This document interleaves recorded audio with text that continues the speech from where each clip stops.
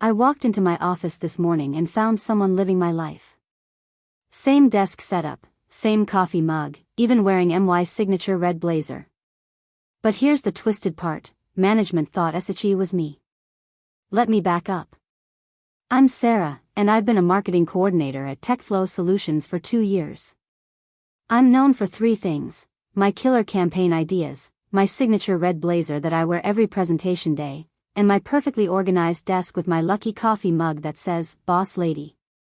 Last month, I finally got the promotion I'd been working toward, lead on our biggest client's rebrand. So when I returned from a week-long marketing conference in Chicago, I was excited to dive into my new role. But walking into the office that Monday morning, I froze.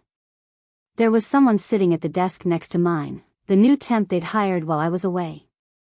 And she was wearing my exact red blazer. "Oh, you must be Sarah," she said, flashing this perfect smile. "I'm Emma. I've heard so much about you. I just love your style. I hope you don't mind. I saw this blazer at the store and thought it looked so professional." I forced a smile, but something felt off. Throughout the day, coworkers kept making weird comments. "Sarah, you seem different today. Love the new energy, Sarah." My boss even pulled me aside and said, "Great work on the Henderson presentation edits. Really innovative approach." What Henderson presentation edits? I'd been in Chicago all week. That's when I noticed Emma had rearranged her desk to match mine exactly. Same plant placement, same pen holder, even the same motivational sticky notes. And she'd somehow gotten herself a Boss Lady mug. I tried to brush it off. Maybe she was just enthusiastic. But over the next few days, it got worse. Emma started showing up in outfits that were identical to ones I'd worn the week before. She'd memorized my coffee order and would arrive with the same drink every morning. She even started using my catchphrases in meetings. The breaking point came when I overheard her on a call with a client, saying, as I mentioned in my email last week, except I had sent that email from my computer before I left for Chicago. I decided to do some investigating. I stayed late one evening and checked the security footage from the week I was gone. What I saw made my blood run cold. Emma had been staying after hours, going through my desk, photographing my personal items, even copying files from my computer when she thought no one was looking.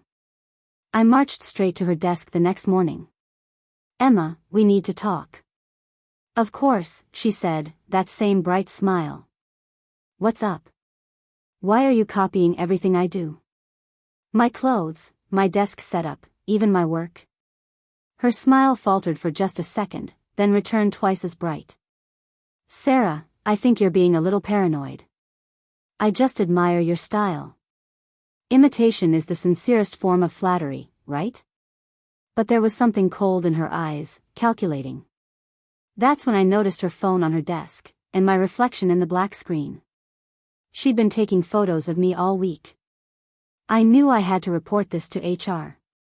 So I scheduled a meeting with Janet, our HR director, for the next morning. But when I walked into Janet's office, Emma was already there. "Sarah," Janet said, looking concerned. "Emma came to see me this morning. She's worried about you." My heart sank. Emma had gotten there first. "I've been documenting some concerning behavior," Emma said, pulling out a folder. "Sarah's been acting really strange since her promotion. She's been paranoid, accusing me of copying her, creating a hostile work environment. I think the pressure might be getting to her." Janet looked at me sympathetically. "Sarah, is everything okay? You do seem tense." I tried to explain, but Emma had documentation. Photos of me glaring at her. Screenshots of what she claimed were aggressive messages I'd sent. Even witness statements from coworkers saying I'd been acting different. The meeting ended with Janet suggesting I take a few days off to de-stress.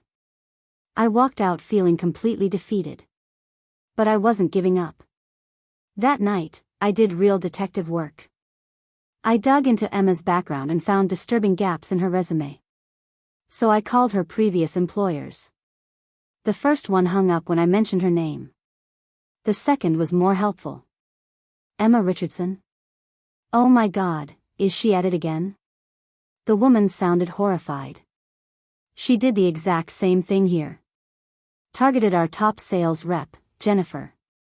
Started copying everything she did, turned management against her. By the time we figured out what was happening, Jennifer had been fired and Emma had taken her position.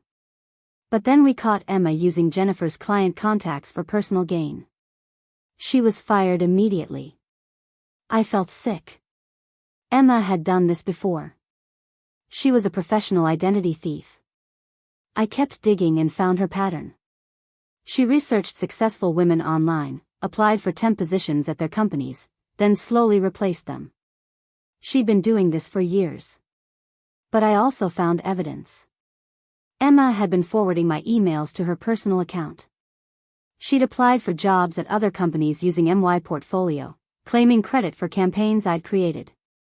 She was even posting on LinkedIn about her successful projects that were mine.